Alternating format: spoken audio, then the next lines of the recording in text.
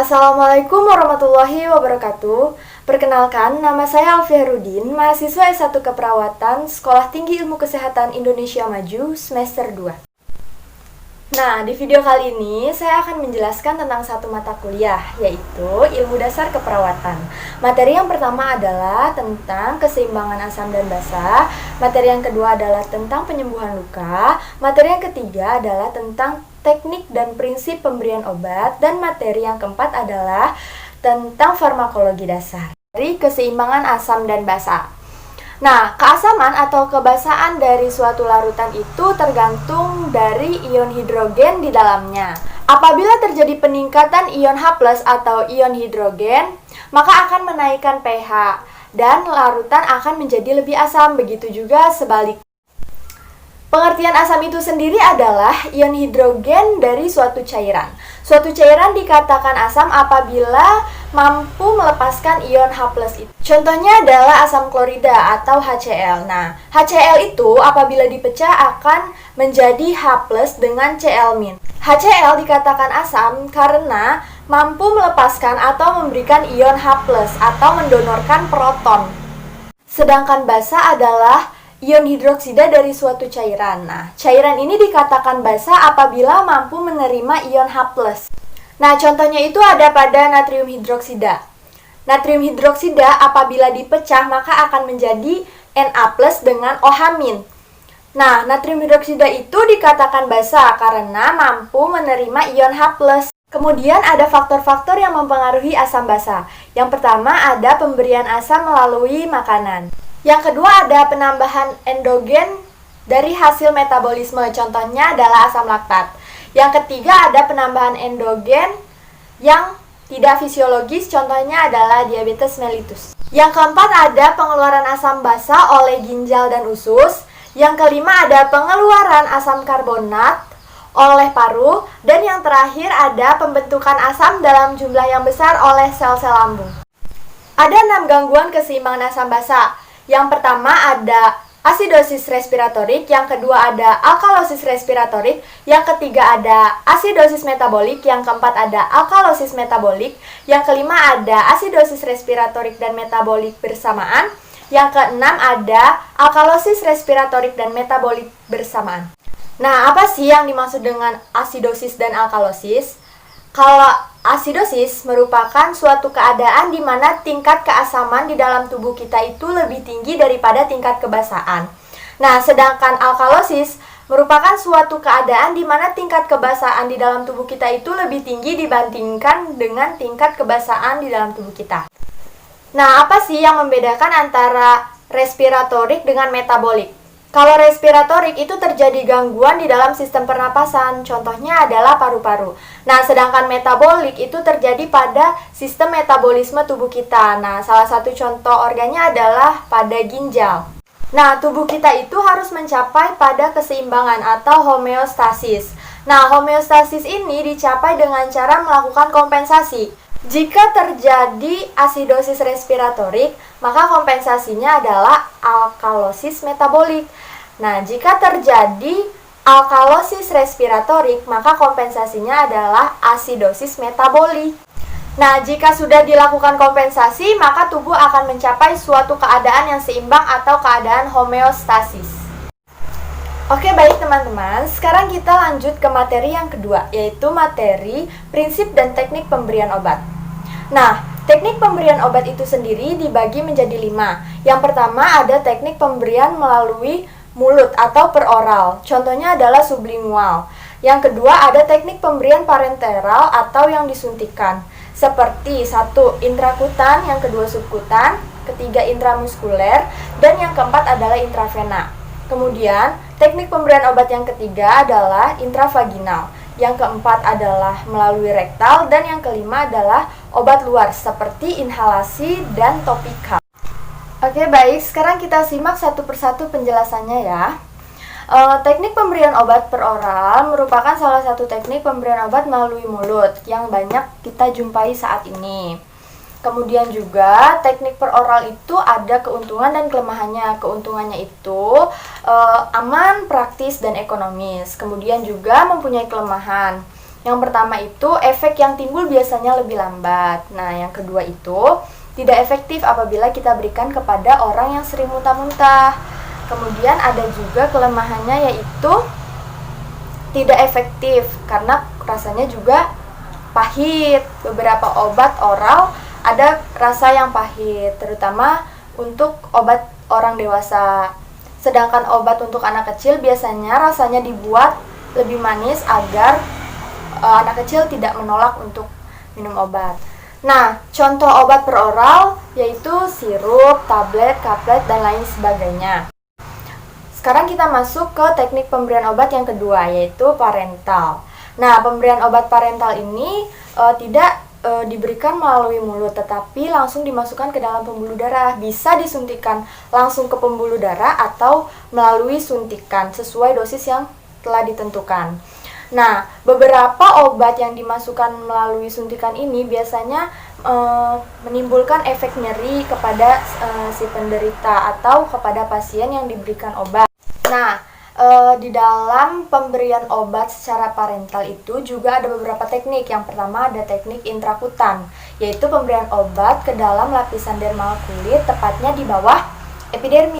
Nah, biasanya intrakutan itu digunakan untuk skin test alergi atau tes alergi pada pasien yang mau diinfus, atau juga bisa untuk pasien-pasien tes tuberkulin.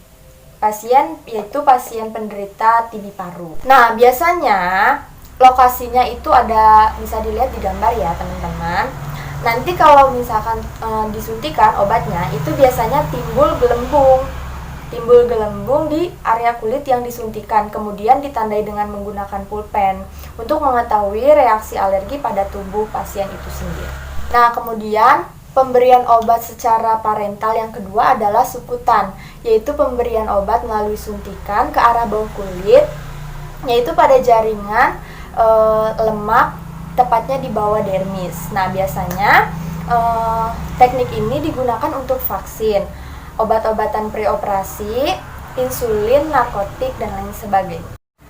Nah, teknik yang ketiga pada pemberian obat secara parental yaitu ada intramuskular, yaitu pemberian obat yang disuntikan langsung ke dalam jaringan otot. Nah, biasanya sudut yang digunakan adalah 90 derajat. Nah, biasanya lokasi yang digunakan pada penyuntikan intramuskular itu di daerah paha atau biasa kita sebut dengan vastus lateralis, dan pada daerah lengan atas atau deltoid. Nah, teknik pemberian obat secara parental yang keempat adalah intravena, yaitu memasukkan obat langsung ke dalam pembuluh darah sehingga obat langsung masuk ke dalam sirkulasi darah sehingga terjadi proses penyerapan yang cukup cepat daripada teknik pemberian yang lainnya. Kemudian lokasi untuk penyuntikannya pada intravena itu yang pertama ada di lengan atau vena mediana cubiti atau vena cephalica. Nah, kemudian juga ada di tungkai atau vena sapenosus, ada juga di leher atau vena jugularis khusus pada anak-anak, dan ada juga di kepala atau vena frontalis dan vena temporalis juga khusus pada anak-anak.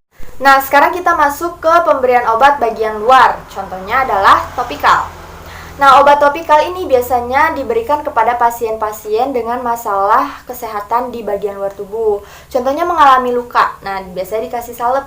Nah, atau juga bisa pada masalah mata, dikasih obat tetes mata. Kemudian juga ada masalah pada telinga, diberikan obat tetes telinga. Dan yang kedua ada inhalasi. Nah, pemberian obat secara inhalasi ini biasanya diberikan kepada pasien-pasien dengan gangguan pernafasan yang dimaksudkan untuk mengembalikan fungsi pernapasan yang normal gitu.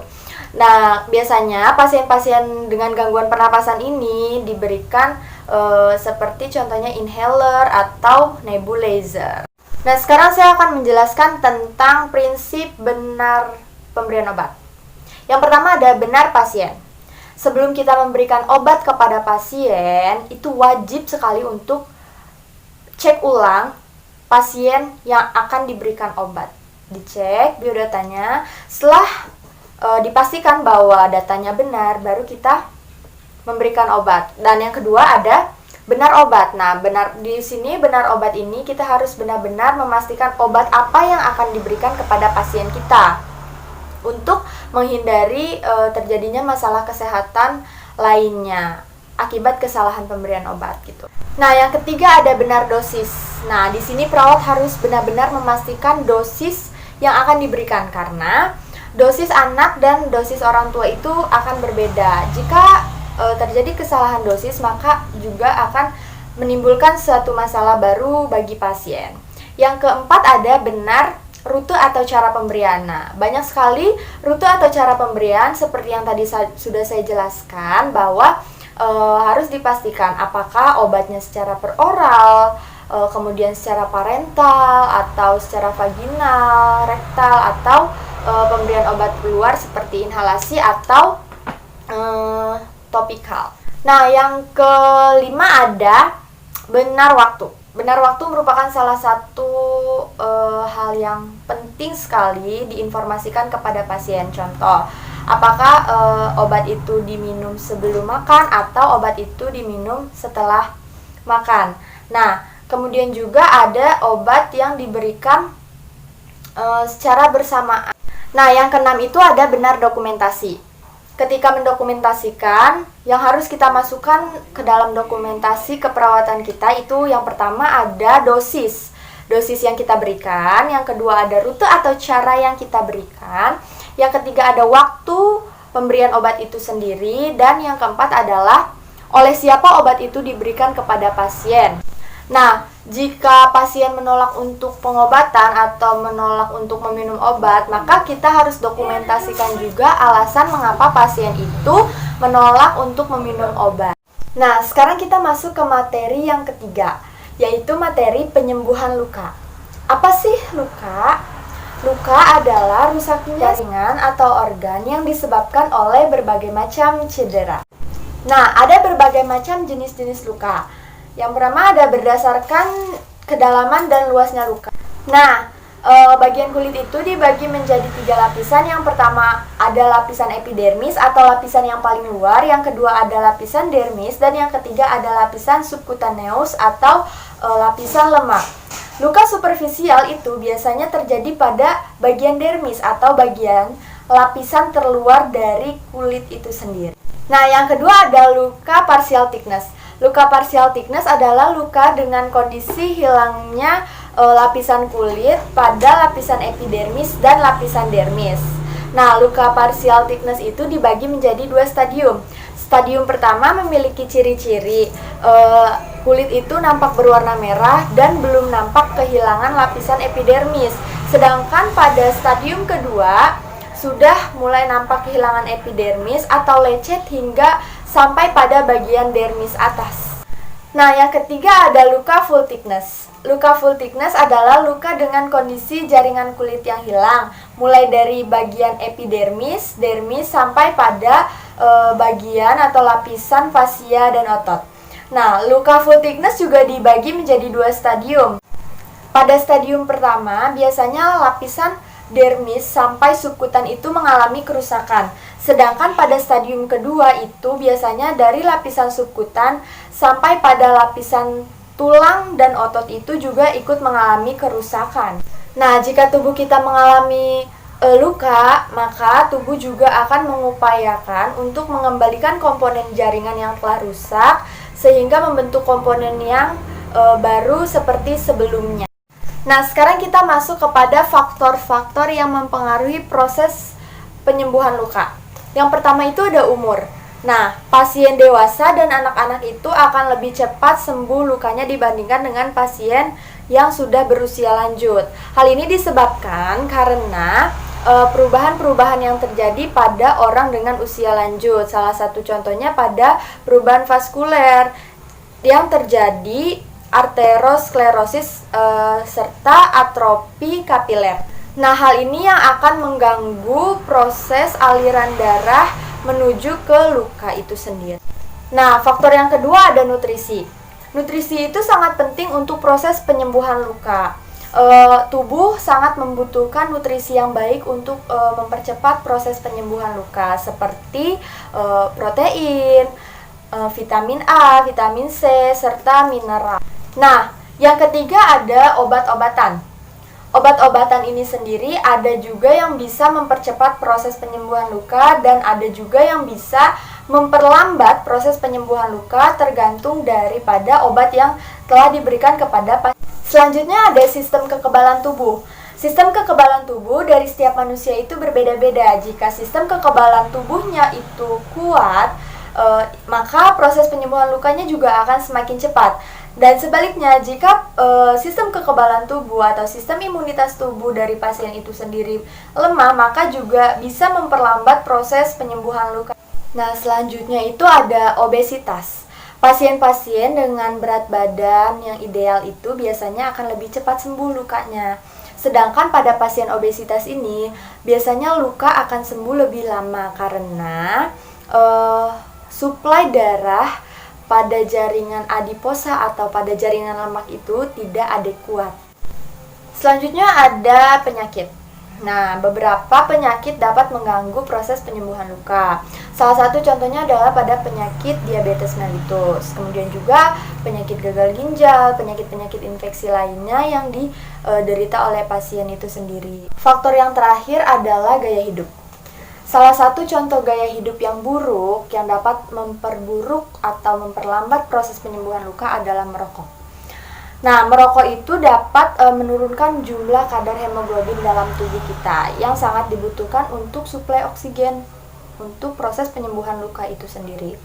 Nah, merokok juga dapat meningkatkan agregat platelet atau kemampuan darah untuk menggumpal sehingga terjadi penggumpalan pada sistem sirkulasi darah. Sekarang kita masuk kepada proses penyembuhan luka. Nah, penyembuhan luka itu ditandai dengan adanya dua proses. Yang pertama, proses pemecahan sel-sel yang mati atau proses katabolik. Dan yang kedua ada proses pembentukan sel-sel yang baru atau yang kita sebut juga dengan proses anabolik. Sekarang kita akan membahas tentang perubahan-perubahan morfologik atau tampilan pada luka sesuai dengan tahapan proses penyembuhan luka. Nah, yang pertama ada fase inflamasi, yang kedua ada fase proliferasi, dan yang ketiga ada fase maturasi. Nah, yang pertama adalah fase inflamasi. Pada fase ini, inflamasi dimulai terdapat respon vaskuler dan seluler yang bertujuan untuk menghentikan perdarahan dan membersihkan area luka dari benda-benda asing, sel-sel yang mati, serta dari berbagai macam bakteri untuk mempersiapkan kepada proses penyembuhan selanjutnya.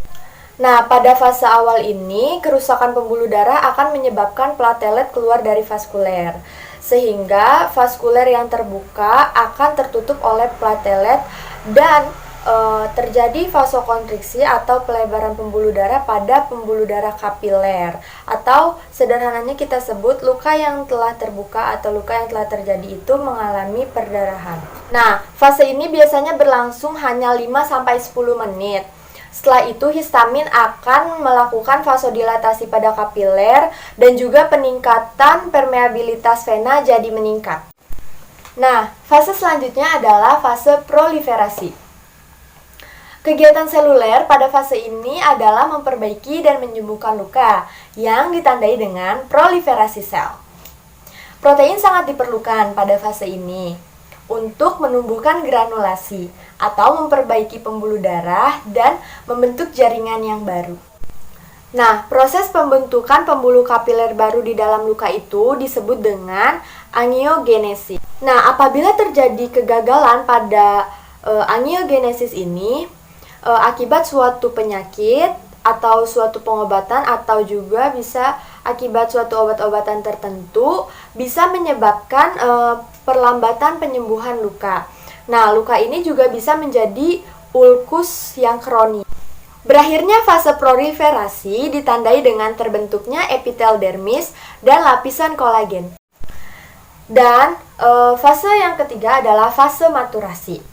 Fase maturasi itu dimulai sejak minggu ketiga perlukaan dan berakhir kurang lebih selama 12 bulan. Tujuan fase maturasi yaitu untuk menyempurnakan pembentukan jaringan baru menjadi jaringan penyembuhan yang lebih kuat dan bermutu. Nah, pada fase ini warna kemerahan pada jaringan akan mulai berkurang karena pembuluh akan regresi dan produksi kolagen semakin bertambah untuk memperkuat jaringan parut. Ada pandangan lain mengenai penyembuhan luka. Yang pertama ada regenerasi dan yang kedua ada repair. Regenerasi adalah pergantian sel-sel yang telah hilang dengan sel-sel yang baru dengan tipe yang sama. Sedangkan repair itu adalah tipe akhir dari penyembuhan luka itu sendiri. Sekarang kita masuk pada pembahasan selanjutnya, yaitu materi farmakologi dasar. Nah, apa sih yang dimaksud dengan farmakologi?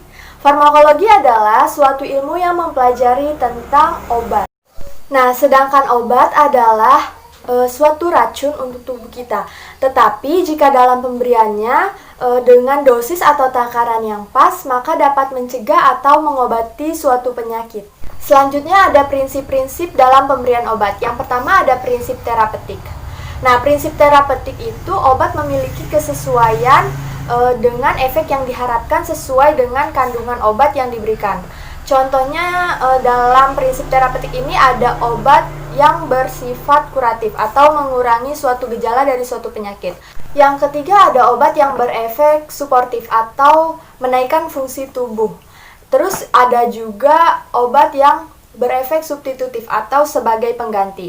Kemudian ada obat kemoterapi atau berfungsi untuk mematikan atau menghambat pertumbuhan dari suatu penyakit. Kemudian yang terakhir ada efek obat restoratif atau obat yang berfungsi untuk memulihkan fungsi tubuh yang hilang. Prinsip obat yang kedua adalah prinsip keamanan. Di dalam prinsip keamanan kita harus memperhatikan banyak hal. Salah satunya adalah benar dalam pemberian obat. Nah, kemudian juga kita harus memperhatikan faktor-faktor apa saja yang dapat memperlambat atau bahkan mempercepat dari proses pengobatan itu sendiri. Prinsip obat yang ketiga adalah efikasi pengobatan. Nah, efikasi pengobatan itu adalah efek yang akan ditimbulkan dari obat yang telah diberikan. Bisa efek terapeutik atau efek yang menyembuhkan atau efek samping atau efek yang tidak bisa diharapkan atau efek yang tidak bisa diramal. Nah, efikasi pengobatan ini dipengaruhi oleh bioavailabilitas. Nah, bioavailabilitas itu adalah keberadaan seberapa banyaknya kadar obat yang ada di dalam darah. Nah, seperti yang kita ketahui, di dalam darah kita itu terdapat banyak protein, oksigen, dan zat-zat lainnya yang penting untuk proses penyembuhan dari penyakit yang ada di dalam tubuh seseorang. Nah, jika bioavailabilitasnya ini menurun, maka akan mempengaruhi bagaimana aktivitas obat dalam memberikan efek kepada tubuh atau kepada bagian yang dirasakan sakit. Selanjutnya masuk ke regulasi obat. Nah, regulasi obat ini dibagi menjadi 4. Yang pertama ada obat keras, obat bebas terbatas, dan obat tradisional.